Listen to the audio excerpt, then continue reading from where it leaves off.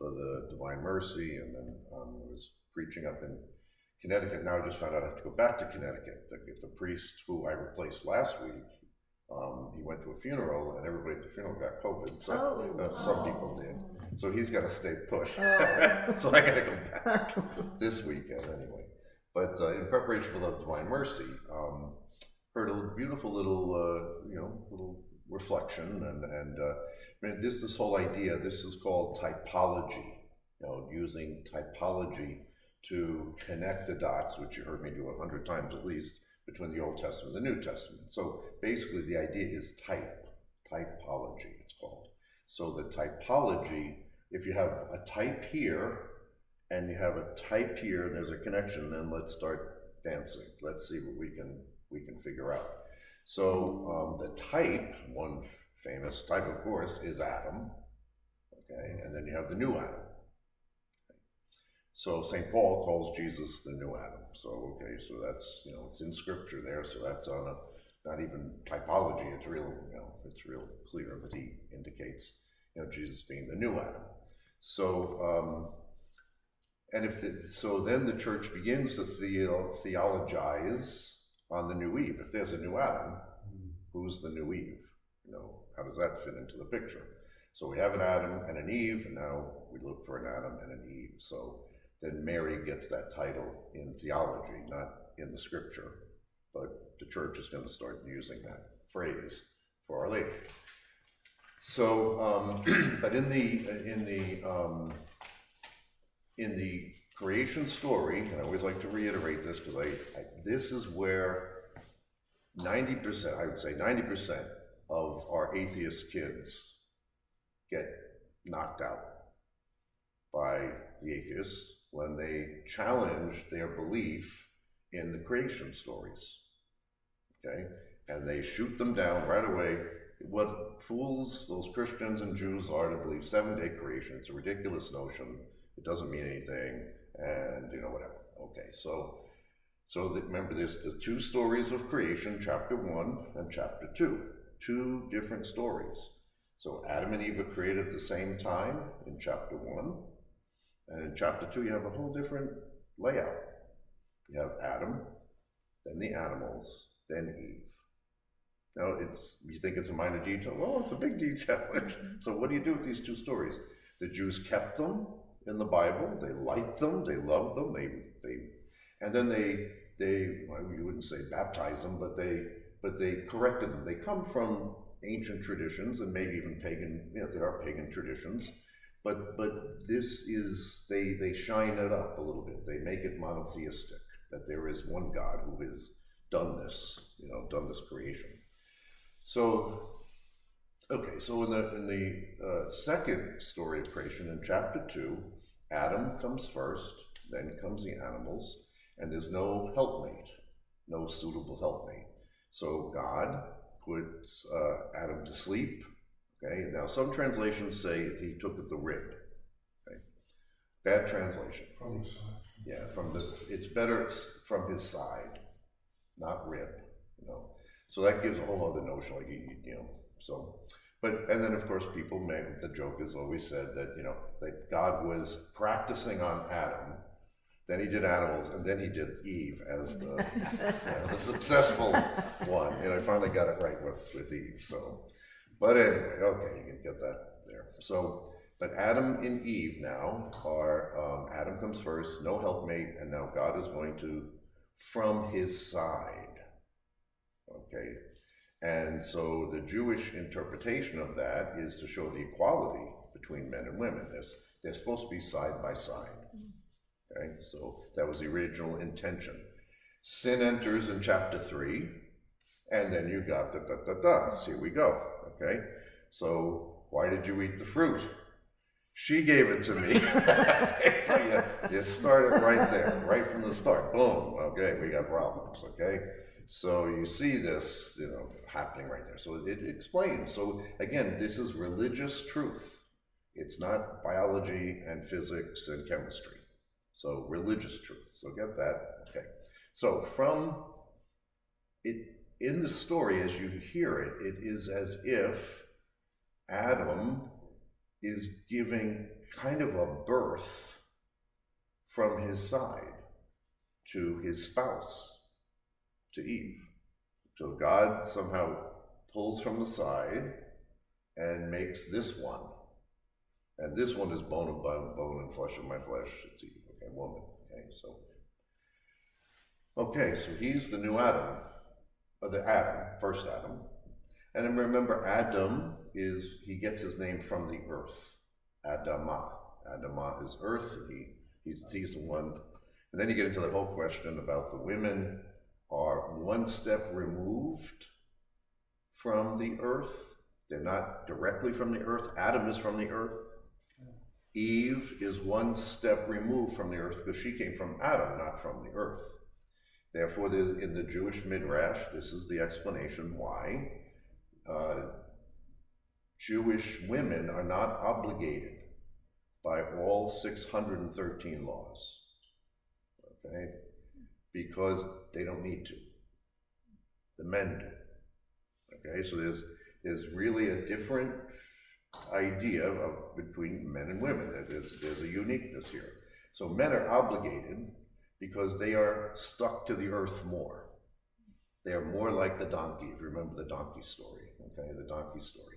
So the donkey represents materiality, and the donkey, who gets to ride the donkey is the big lesson of life.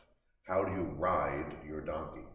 So the first one to ride a donkey in the Bible is Moses' wife, showing that, okay, she's one step ahead on the spiritual journey. So, well, this is pretty good. We got two guys here, but whenever you're on any kind of religious story, you'll see there's more women. They're more prone and open to the spiritual journey than some men because they are so stuck sometimes in their physicality, they maybe don't progress. So that's why the men need 613 laws to guide them, okay? To keep them in check. And the women are not obligated. If they're not obligated to go to the synagogue. It's interesting. The synagogue on Shabbat. They can stay home and get things ready, But they learn a whole different lesson by their biology too. So menstruation, childbirth, and menopause affect the life of a woman. Okay? Men don't have that. So we did in our men's spirituality stuff, we talked about initiation. That was always for men, not for women. Women naturally go through this initiation. And they learn how to begin to ride their donkey, ride their materiality. They're not going to have the materiality ride them. It is a big idea. It's a big idea. Men a lot of times, and now women too, because of the whole sexual revolution that has happened, now we're seeing the same problems that men used to be up to. Women are doing the same thing, right?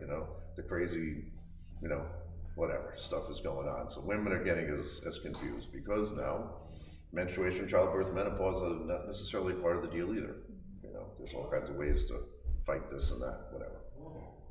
Okay, so take this whole idea now to the new Adam and then also the new Eve.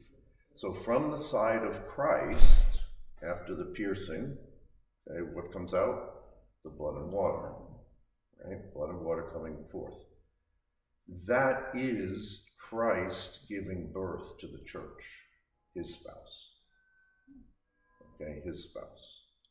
So symbolically here, or typologically speaking, this is how Christians are made, through baptism and then Eucharist, and fed with the Eucharist. So Jesus now, we call the church the bride of Christ, the spouse of Christ, and now Jesus is kind of birthing the church from his side.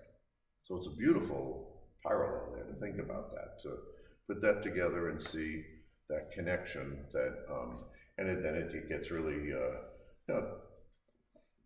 portrayed and highlighted, I guess you'd say, in the Divine Mercy chaplet. Oh, blood and water which gush forth from the heart of Jesus, it's a fountain of mercy for us, I trust in you. So the beautiful Divine Mercy image, we got the water, baptism, the white or blue sometimes is represented as blue, and then the red is the blood and the Eucharistic connection there.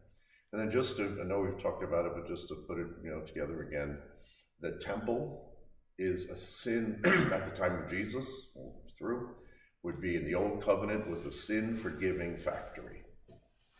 And at the time of the Passover, perhaps there was 100,000 lambs being sacrificed, and then all those lambs, all that blood would be used ritually, and they would then have to pour out the blood. And so there would be troughs off of the Temple Mount. And if you were on the Mount of Olives seeing this, you would visually be seeing this blood coming out of these troughs from all the 100,000 lambs on the top being sacrificed. Then the blood coming forth, out of the walls of the temple. And then they would flush it with water, just to keep the blood moving. Okay? So you'd see spurts of blood and water coming from the temple. Wow, what an image that must have been to see that. Yeah. Okay? But then the people would know it's working. This is a sin-forgiving factory. This is what's going on there. This is what we want to go on there. We want our sins, forgiven and washed away in the blood of the Lamb. Okay, so hear all these phrases. And then, so when St. John the Evangelist sees the spear and blood and water comes forth, he puts it together. And he says, oh, I saw this, so that you may believe. I saw this. So he makes a big deal about it, that he saw the blood and water, because he is now saying Jesus is the temple. What was prefigured, a temple type of what's the forgiving mechanism? It was the temple, and now it's Christ himself, his person. Okay, so Christ, Jesus then becomes the priest, the altar, the lamb, the sacrifice, the victim, everything. It all gets put into Jesus. So therefore, as Catholic Christians, we don't need to have a third temple built. For us, Jesus is the third temple. But there are Jews and there are Christians who do want a third temple somehow, someday. And there is a group in Jerusalem who now has reinstituted the Passover sacrifice, and they'll do it on Yom Kippur, I guess, too, as well. I haven't seen pictures of it, but they just build a little platform and they do the sacrifice nearby. It's not on the Temple Mount, of course. That would be a big deal. But somewhere in Jerusalem, this group is reinstating and trying to, someday build a temple. I can't imagine in our time having that kind of sacrifice going on. Yeah, Rabbi Gadi for sure is on the side like, oh, no. I mean, he doesn't, he's a vegetarian now at this point even, so he wouldn't be wanting to see that. If you sacrifice that lamb, you have to consume that lamb. So unless it's a Holocaust. Oh. So a Holocaust would be that nobody gets fed. It goes to dust, goes to ashes. It's burned, fully burned. So, but other times you could eat the lamb, yes, of course, that would be the standard thing for Passover. The lamb is sacrificed, the blood is used ritually, but then the flesh, the meat, is given to the people. And it was certainly part of the deal that you had to eat the flesh of the lamb. You had to have a taste. So does Gotti have like a tofu lamb? No, they don't do lamb. Now, look at the reasoning. I never understood. Since the fall of the temple, 70 AD, Jews don't use lamb anymore in the Passover Seder. That's why you saw the chicken wing. Yeah, they'll do something else, not lamb. So when I put the Seder together at the shrine back in the day, a long time ago, and I asked, I was just preparing, okay, what are we going to have? And, planned the thing, the meal, the supper part, the real meal. And I chose lamb. I said, well, let's do lamb. Maybe it's Passover. So when Gotti got there, he's like, what's that? It's all about a lamb. I got lamb. What do you want? Oh, we don't do lamb. What? What do you mean you don't do lamb? Oh, no, we don't. I don't know. We don't do lamb. We can't do it sacrificially. There's only one place you can offer the sacrifice. So since there's no temple, no sacrifice. So since then, Jews have not used lamb. They use all kinds of other bones or something to put on the Seder plate, but not a lamb. Okay, so that's all kind of interesting to put it all together, see those connections, keep dancing between, the Old and the New Testament. So, I love this image of Jesus birthing the church on the cross. There's this powerful image of the blood and the water making fruitful now baptism in the Eucharist. Here we go. Okay, so, all right, now we're going to get into the little textbook again. What's that? Yeah, yes, Louis de Montfort's feast day is tomorrow, April 28th. It's the day he passed away, and he died in a place called Saint-Laurent-sur-Sèvre in northwestern France. And what's interesting is he died on April 28th at the age of 44. I think it's 44, 43. St. Louis de Montfort, the founder of our community. And 43 years to the day, who was the woman who was the first daughter of wisdom, and she certainly helped to organize. Montfort died young, so there's a few followers of Montfort, brothers and a few priests that had kind of connection. But he had already established the Daughters of Wisdom, so they were already organized a bit and were on their way.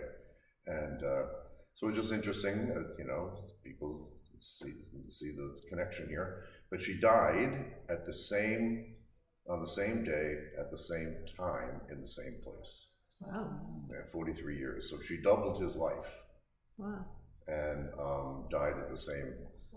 So unfortunately, the spot where the room is, the spot, there's a effigy or whatever you call it, like a mannequin or a statue. It's a wax thing of Montfort laying there, and but no Marie Louise.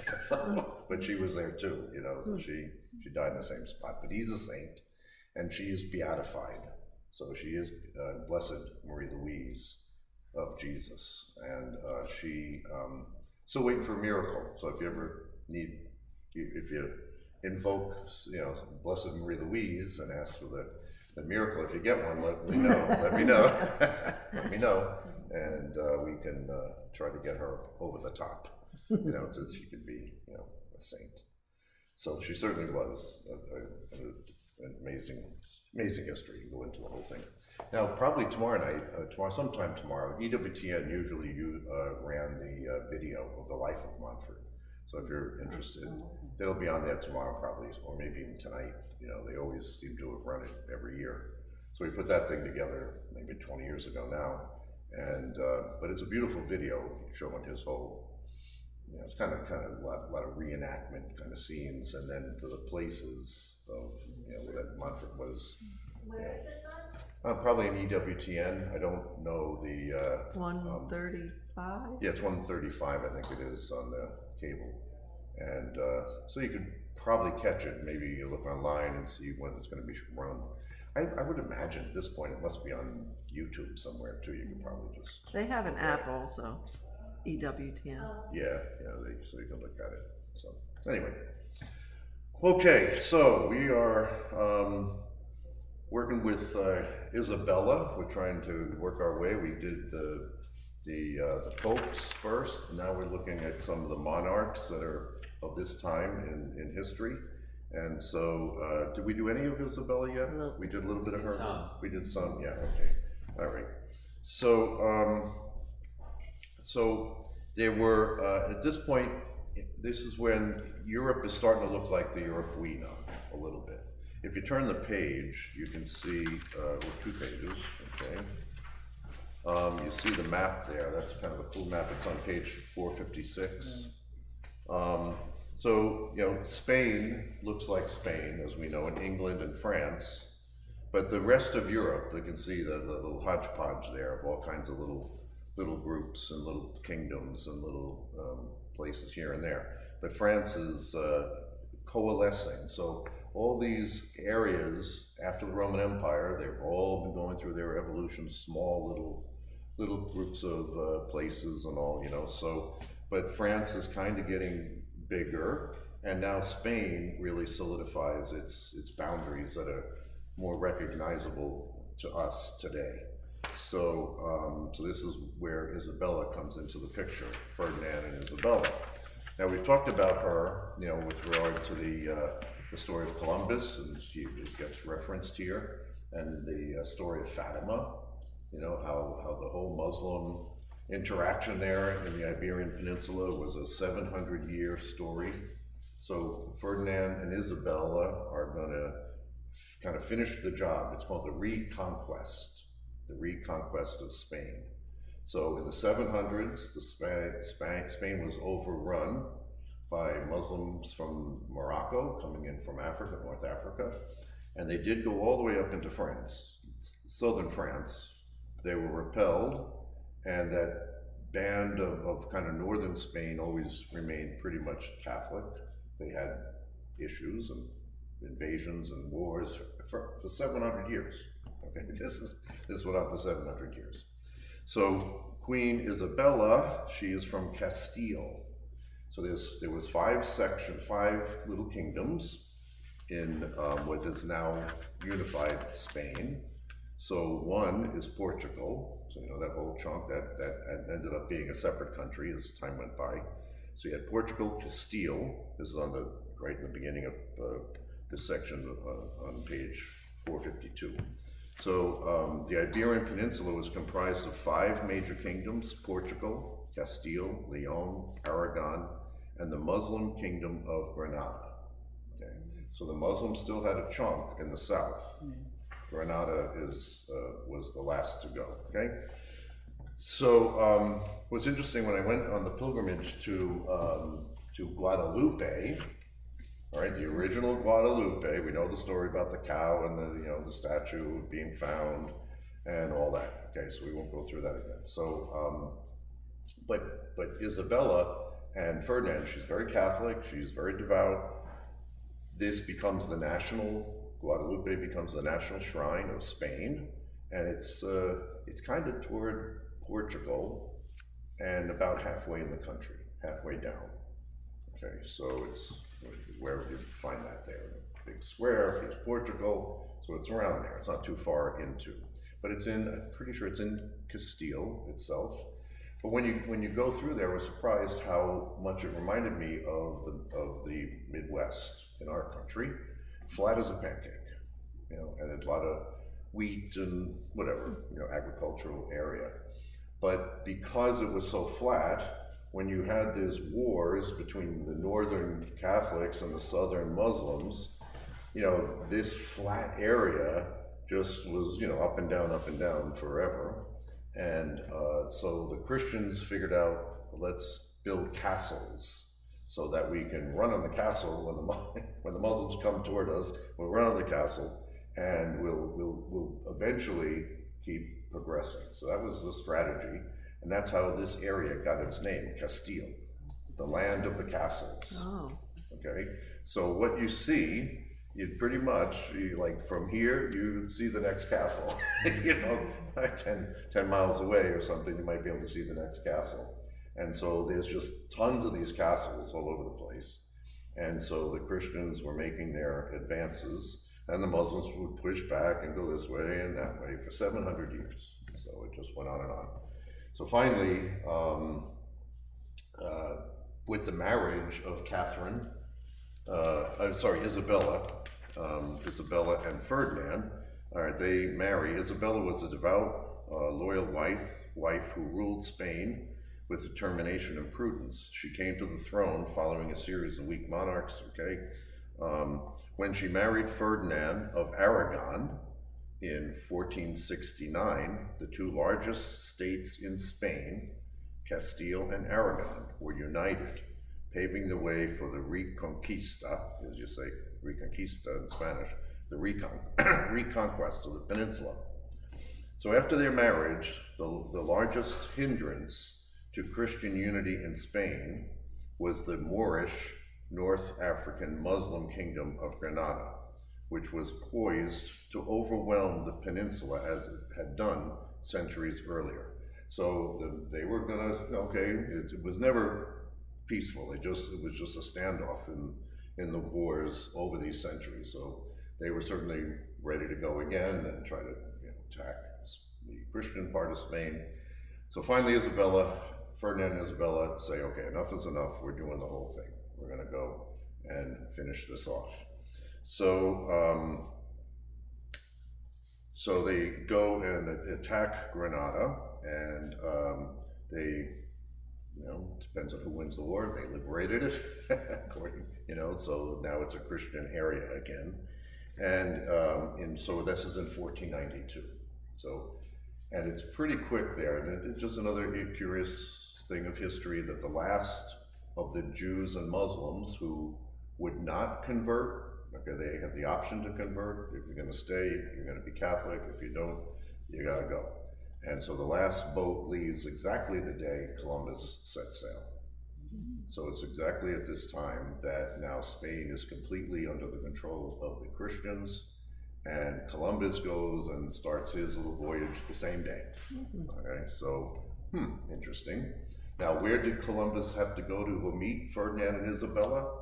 Guadalupe, the shrine of Guadalupe in Spain. What are the names of the three ships?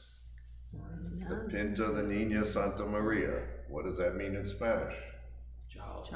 The Pinta means painting. A painting of child. Painting of the little girl Mary.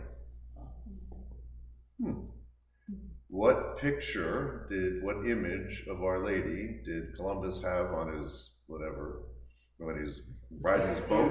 On the steering wheel? He on the steering wheel, whatever you call it. Hanging from his rear view. Guadalupe, the image of Our Lady of Guadalupe in Spain. And he's on the Pinta Nina Santa Maria. He's got the three ships are heading over.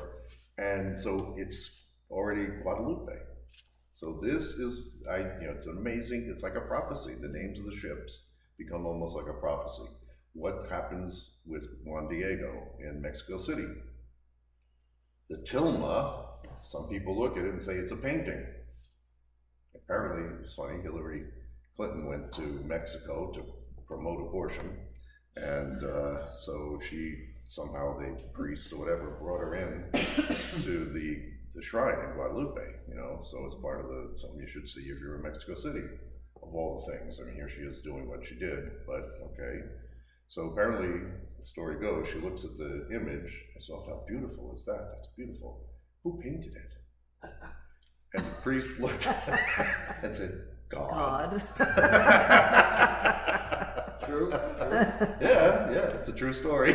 So she just like, what? She's evil. Whatever. So anyway, but she got there, and so it is like a painting. It certainly has that appearance. But again, if you really want to, go online, Google Guadalupe, studies of the tilma.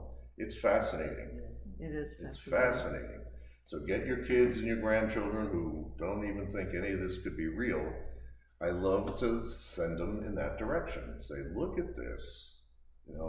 None of the scientists that have looked at any could figure out how the colors are even there. There's no strokes, there's no brush, there's no paint, and there's a million stories of the tilma, how it's a mystical reality. It's a mystical. If any of you are signed up with Formed, Formed. they have a really nice video on it. Oh, do they? Yeah. Okay. So that they're a good source. Yeah. And one of the things that really got me way back, when I found this one out, they only found it in the 80s when they did a microscopic pictures and stuff, that in the eyeballs of Our Lady, you can see the reflection of the people who were in the room at that instant. It's like a photograph. Yeah. So you see these images in perfect alignment with each eyeball, because each eyeball is off a little bit, so you gotta, whatever. And all these scientists have, investigated and done their studies, and it's just really fabulous. Yeah. So when the bishop heard, after the tilma opens up, and now he knows something is really up here, and he says, what's her name? What is her name? And it's something like Cacapupe in Aztec. Okay, so So now the bishop has to ponder, wait a minute, she's Our Lady. We're from Spain. We speak Spanish, but now Juan Diego gives this name in Aztec. So what is he, what it really did for the Spaniards is like, wait a minute, it's a bigger story. Here's this pagan, well, he was Christian at this point, he was himself Christian, but Our Lady is appearing in speaking Aztec. And she's not speaking Spanish, she's speaking Aztec, and she's dressed as an Aztec woman, pregnant woman. So the bishop has to like, wait a minute, she's Our Lady. Not your lady. But now, of course, she's Our Lady, everybody. So that's the beauty of that miraculous little moment. Oh, yeah, so then it is a reality at the very same time. So now we're in 1531. Back in Europe, it's the rage of the Reformation. Okay, so Catholics and Protestants are killing each other and all kinds of chaos, and the church is blowing up, and who's in the church and out of the church. So, as it turns out, they figure out 15 million were lost to the church. Between Germany and this and England and these people now, whatever, about 15, the numbers get out 15 million.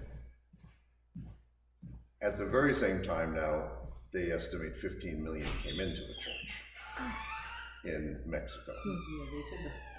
The whole place, within 15 years or so, 10 years, pretty much everybody, the story got passed on. There's this miracle, this is good, she's dressed like us, this God of the Christians is our God, and all this. So she says, so it says, what's her name? Cacapupe, so it's an Aztec word, a phrase, and it means the one who crushes the head of the serpent. Wow. And that was the serpent god that was doing the human sacrifice for.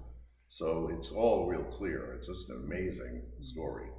And then, because he doesn't know how to spell Cacapupe, whatever, he writes in Guadalupe, because he knows the other place in Spain. He left from there. So when he left on pilgrimage, he's the first bishop in the whole New World. So he's responsible. He's the first guy, first bishop in the world. So Spain had maybe 20,000 people in Mexico City, and there's 15 million of them.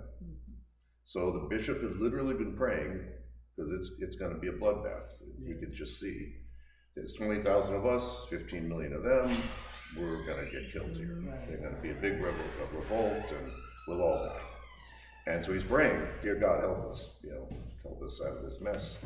And so right here it happens. So bang, bang, bang. So out of this total conflict that could have been a terrible, conflict between Aztecs and Spaniards, instead of conflict, Mexicans are born. And it's kind of a mixture of the two cultures, between the Aztec and the Spanish. So it's a beautiful thing. Wow, God saved a lot of folks there with this intervention like this way. So it was really interesting that also in last week at Mass, Sunday, the week before I think it was, the reading for Pentecost, it was Peter comes out and it says he preaches and 3,000 were added. Okay, so that's it's part of the Pentecost story, but we've already heard it a little bit, but we're heading toward Pentecost again. But then connect that to the original Pentecost story, the Jewish Pentecost story. What's the Jewish Pentecost? The Jewish Pentecost is 50 days after Passover. The Jews go into the desert, through the Red Sea, out into the desert, and they go to Mount Horeb. Mount Horeb is where Moses saw the burning bush. He takes the people there. He goes up the mountain. He receives the Torah. He receives the Ten Commandments. He comes down the hill.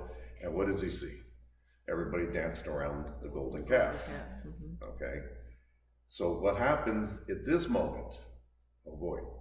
So anybody who did this pagan thing, this paganism thing, was killed. So he says, okay, we get the Levites. You guys are going to be the priests. And anybody who did the golden calf thing, done. How many were lost that day? 3,000.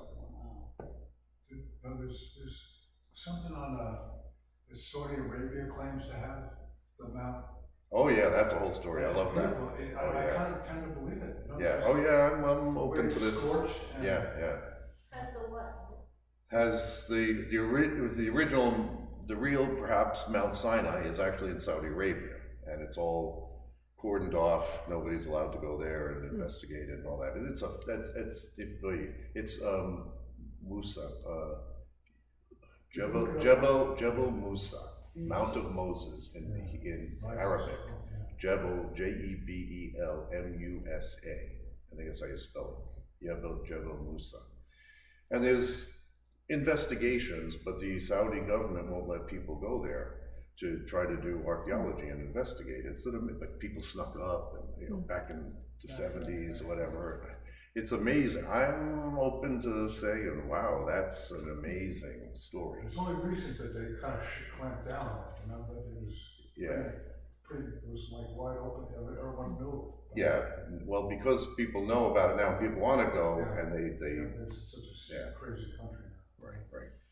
And again, it's Islam, and so they don't want to, give any credence to the Jewish story and the Christian story again too. So it's another big problem there. But if you go watch one of them videos, those are amazing connections to the whole thing.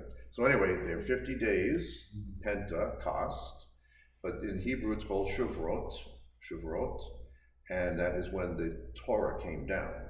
So 50 days out, they celebrate the coming of the law. We celebrate Pentecost, but we give it a new twist, of course, the coming of the Spirit.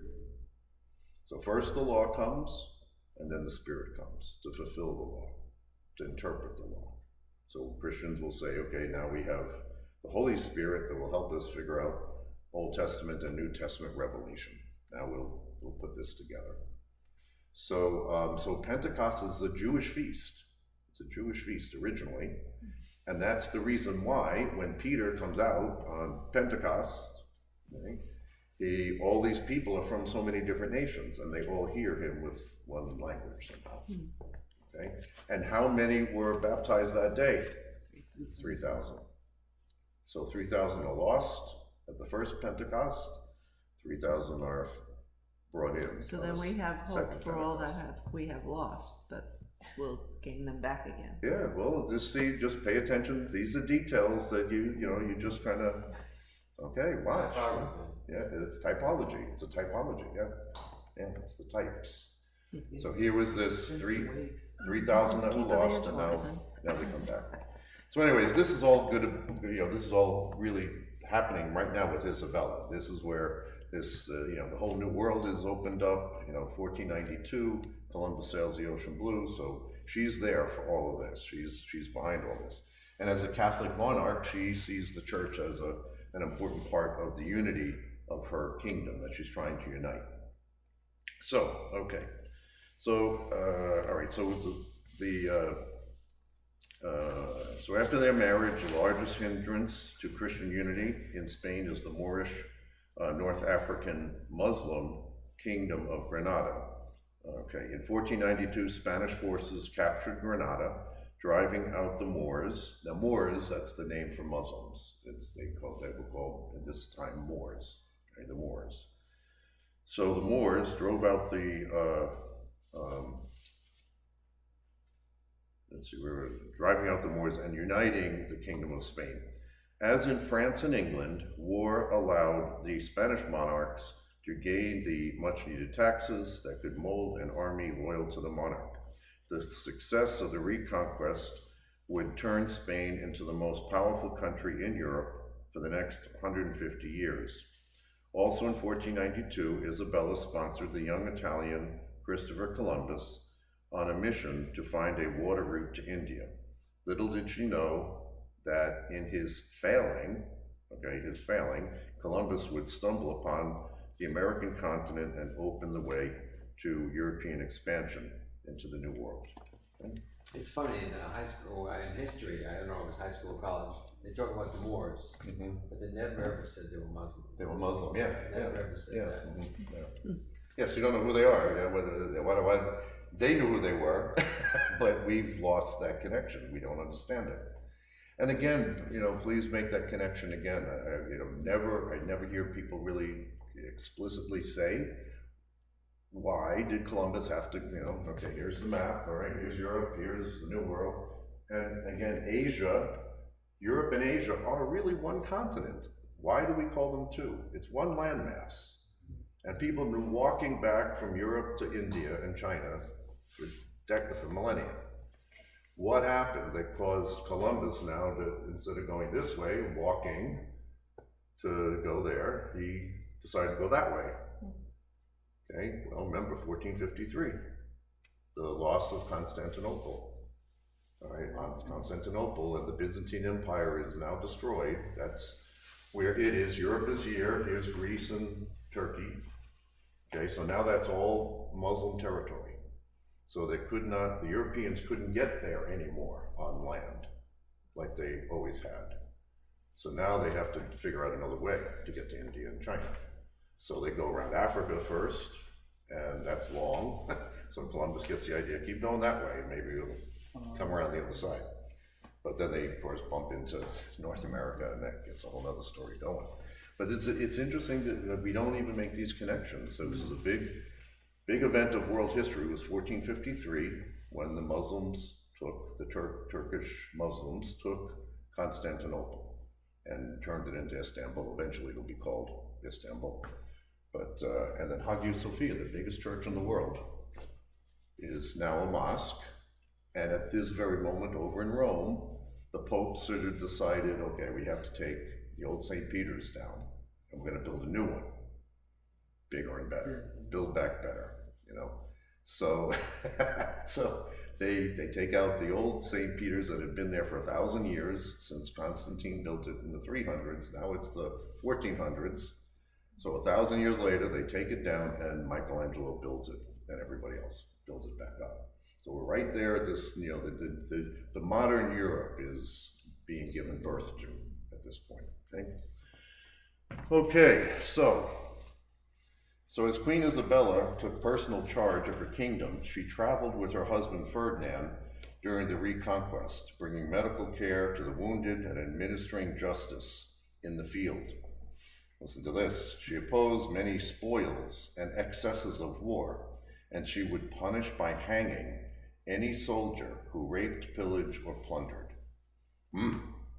So she was, play by the rules. War is war, but you don't do raping and pillaging and plundering and all that stuff. So that's not good. And so she was trying to, do it the easiest, whatever, how do you say it, the best way. So Isabella lived a life of prayer and great ascetical virtue, dedicating herself to helping the poor. And during her reign, she prohibited slavery of native Africans and sent missionaries for their conversion. So this is going to be a struggle forever. And we got into it last night in the other class. Slavery, it's obviously terrible, but slavery has always been part of humanity. And I'm sorry to tell you, but slavery is practiced more now. There's more slaves at this moment, between sex slaves and every other kind of slave in this world right now. So can't point fingers back there and say, why didn't they do something? So the church, as we hear now, is going against slavery, but it's in the culture. It's too big of a deal to push against forever. So popes have written on it.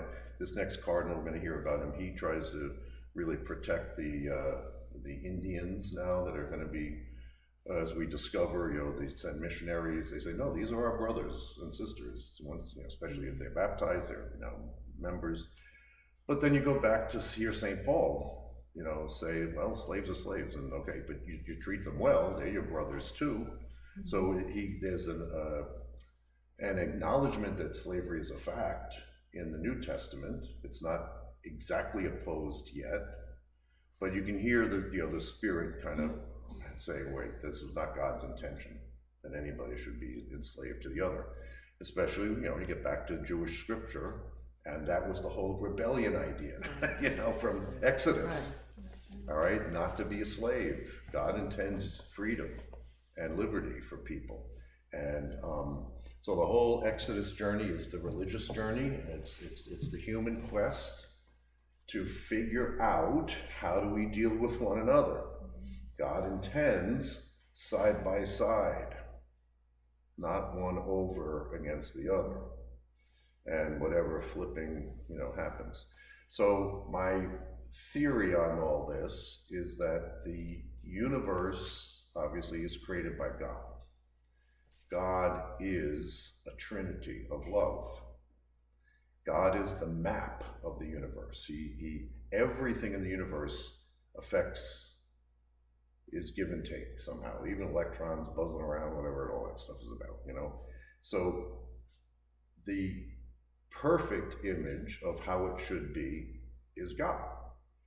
So God is 1 and 3 at the same time. Perfect unity and perfect diversity. Big idea, okay? Big idea. The Father is not the Son is not the Spirit. They are unique, yet they are one. This is the truth of the Godhead. Okay, so God is a Trinity. Therefore, everything in the universe is relational. There is diversity, but we also like unity. How do you ever do that? How does that ever happen? So in our country, the founders did intend that we would have unity and diversity in the states. That was the intention.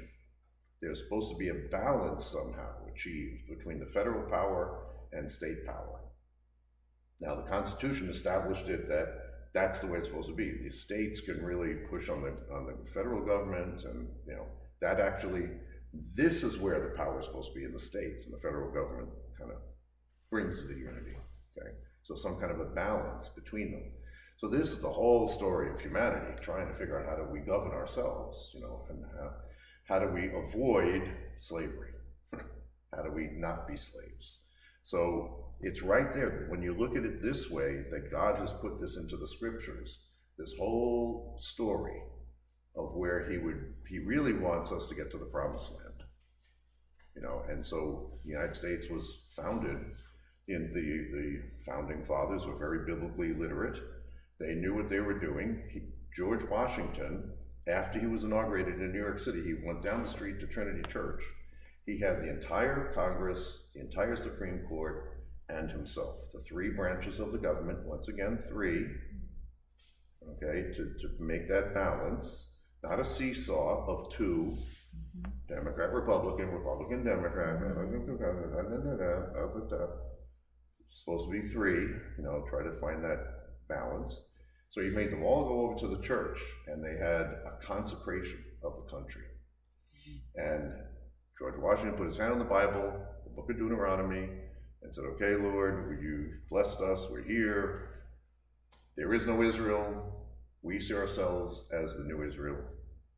So let the blessings come upon us as you promised Israel. We'll try to be your people. You will be our God. And if we mess up, we understand also the curses will come. Wow. Nobody tells you about that part of the story. Okay. So the first act that George Washington did was to consecrate the country to God, and to say, okay, whatever Israel was trying to do, and you were working with Israel, we want to be that. We want to do that. Amazing. Nobody knows it's part of the story. So, terrible. Consecration has become just sort of simplistic, I think. We'll say a prayer that we consecrate. Yeah. Without really understanding that we have to change our hearts and our minds. Yeah, well, consecration is a big word. Yeah, but it just gets kind of thrown around. Yeah, we blow it off. Yeah. So the country was consecrated with this idea, trying to find that balance between unity and diversity. And we sometimes go too far one way or another. Too much diversity or too much unity. But God intended, and God is that balance, unified and diverse. And how does that ever be achieved? It's the Holy Spirit who brings that unity out of diversity. So the church really is supposed to be, God knows we're not perfect, and we aren't living it perfectly, but there's the blueprint. I like to say it's the blueprint. So how do you find that unity and diversity?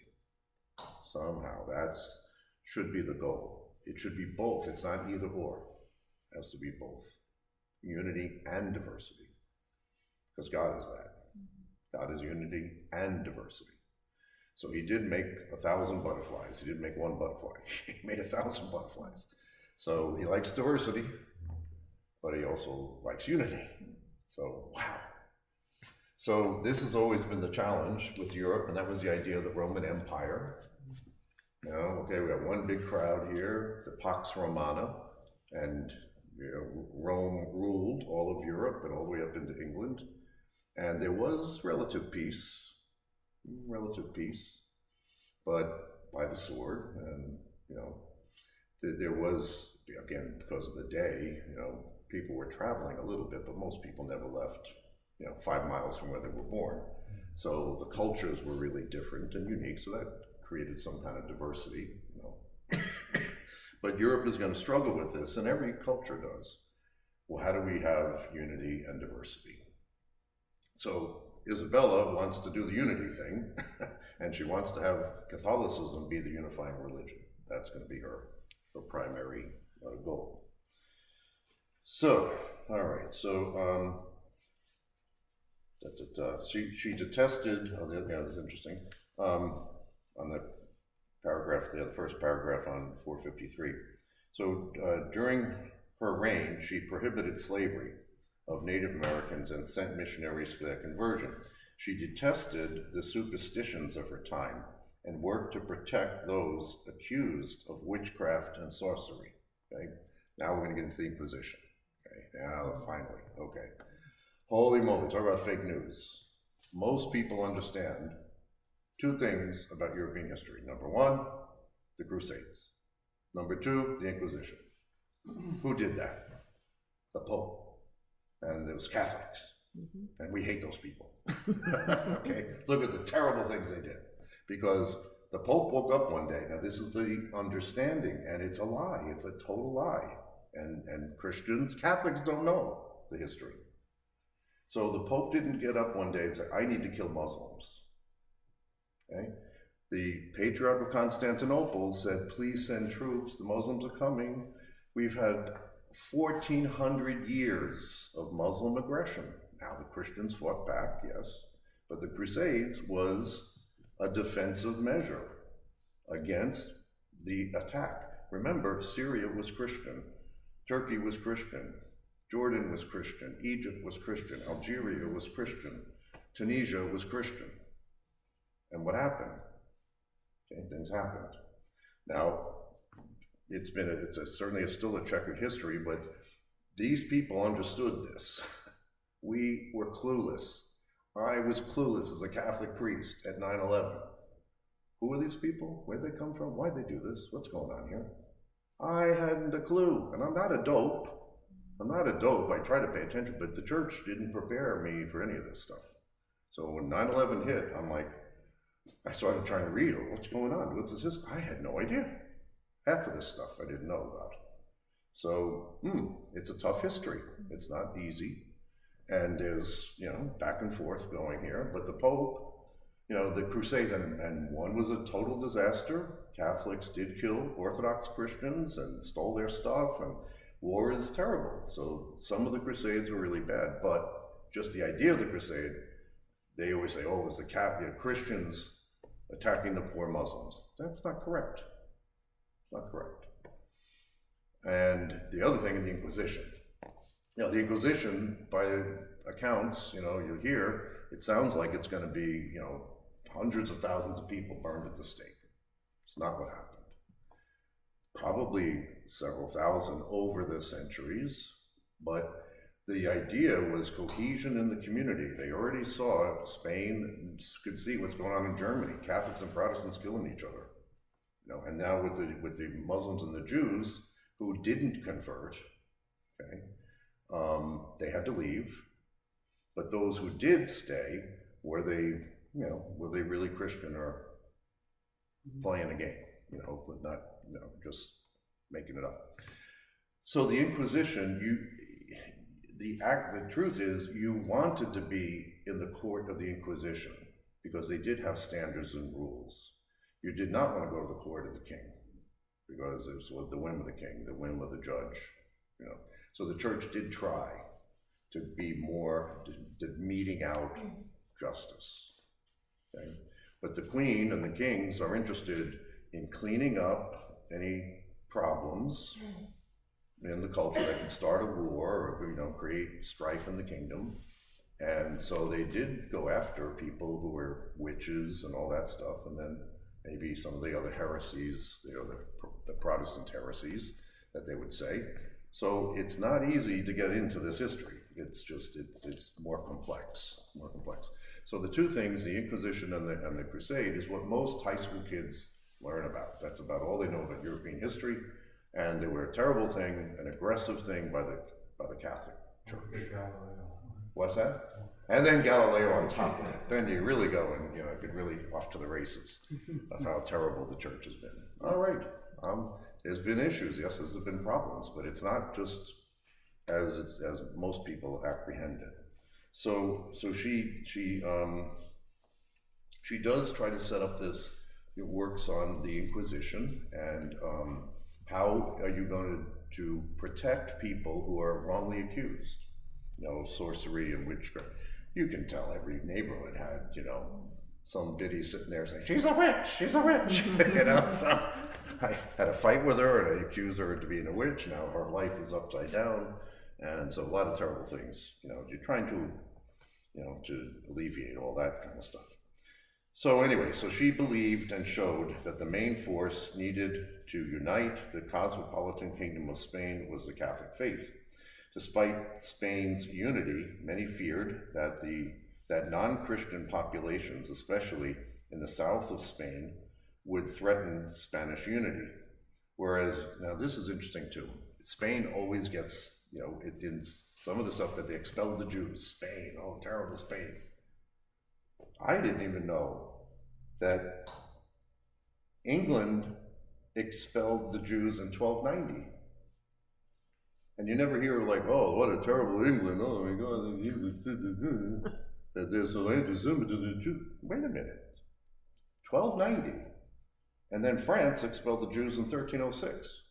Why do they keep expelling them? Again, because of terrible anti-Semitism. It's a terrible curse, in the church.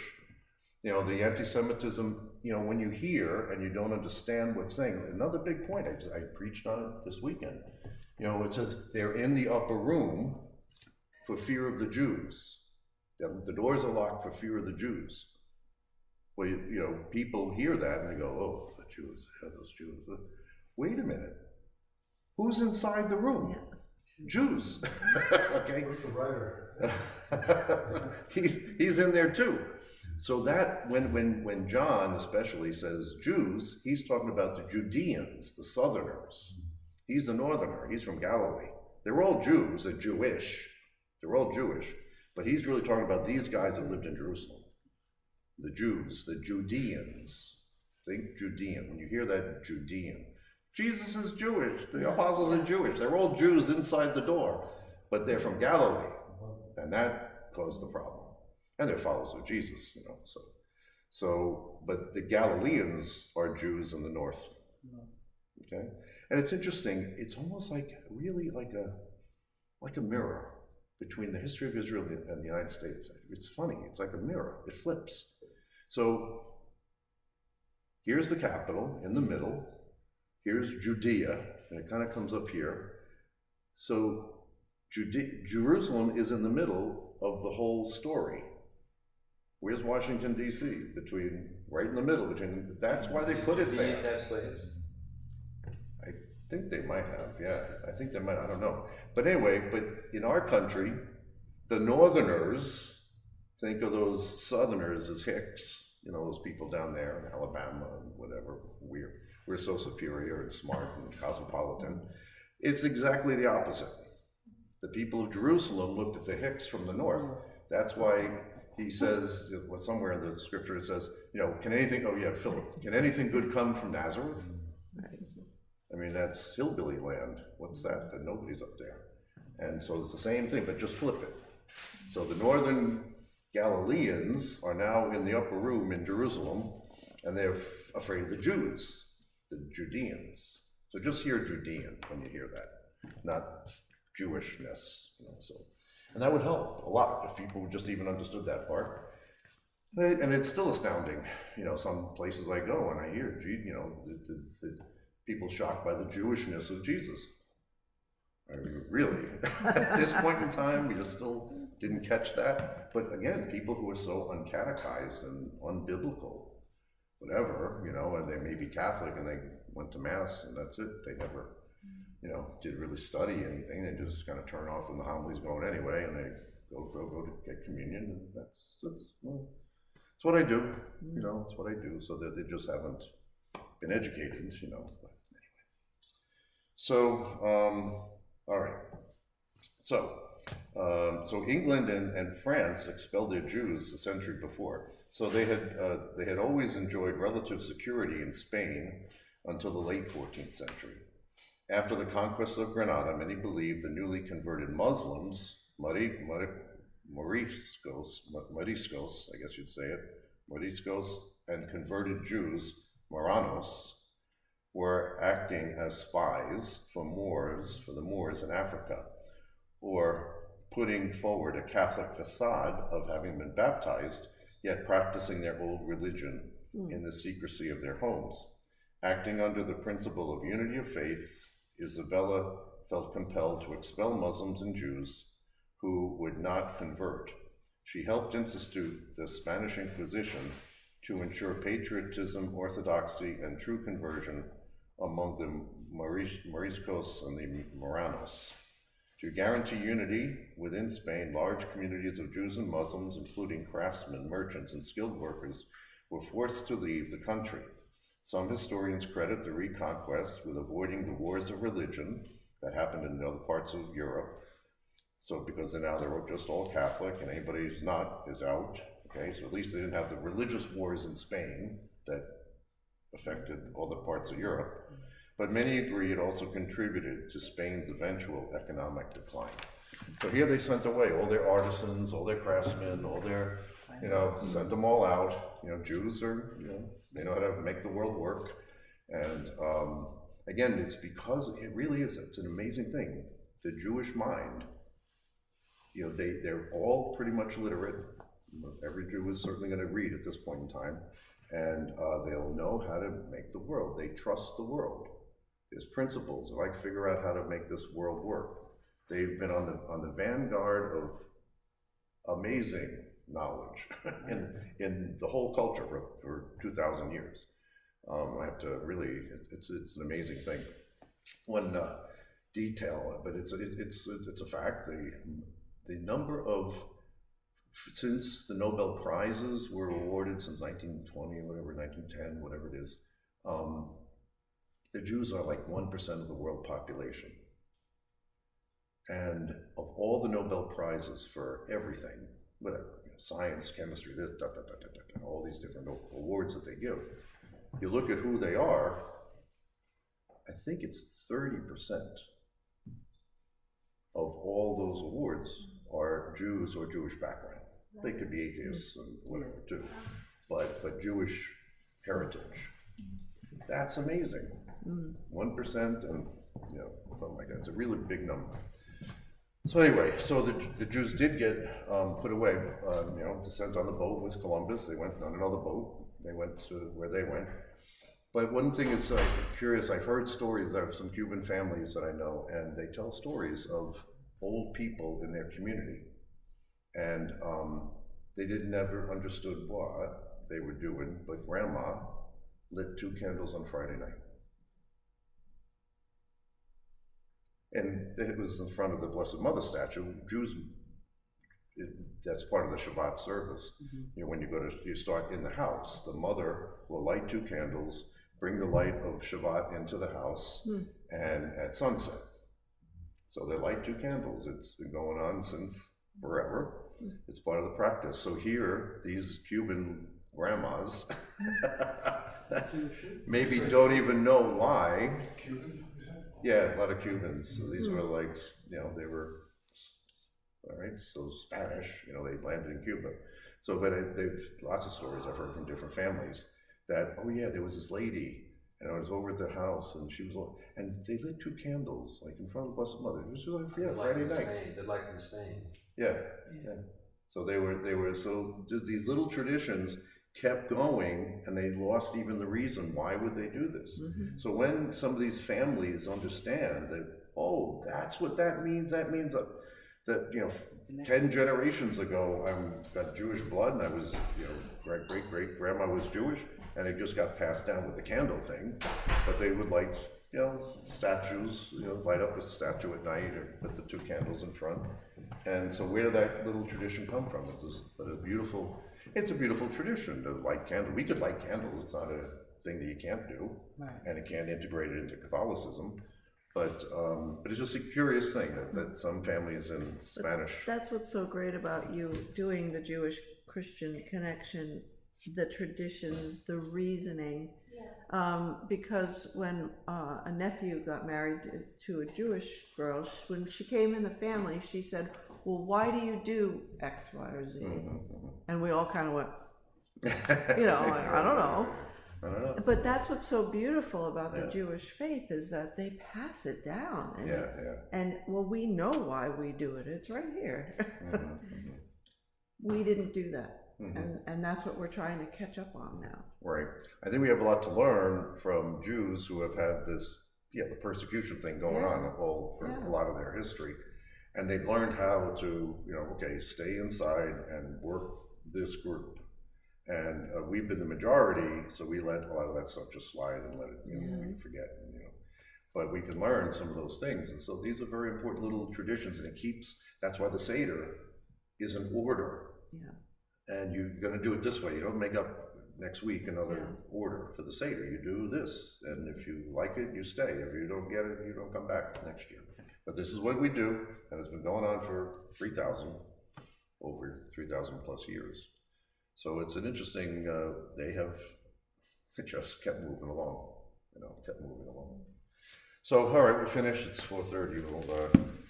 We'll see Cardinal Jimenez Cisneros. We'll see what he's up to, and then get to, what's his name, Charles V. We'll get to go and see him next. All right, so I am going to go on this pilgrimage now, May 22nd. So the last class will be the week before. Let's look at the calendar, start writing it down so people know. Heading to Germany, we're going to go to Ostrabrama. So the last class will be the 18th, okay, and then I'll be gone for a couple of weeks because I'm hoping to do Jerusalem. Maybe June 22nd. June 29th is the first class back. Yeah, so there would be, I'm going to take that week when I get home on the 20th, 21st. I get the 21st, I think. And then so we'll have the 29th. Will be the next class. Okay? And we'll continue then, through the rest of the summer. I don't have any big plan to be away. I'm going to be in Greenport. Okay, go ahead. Yeah.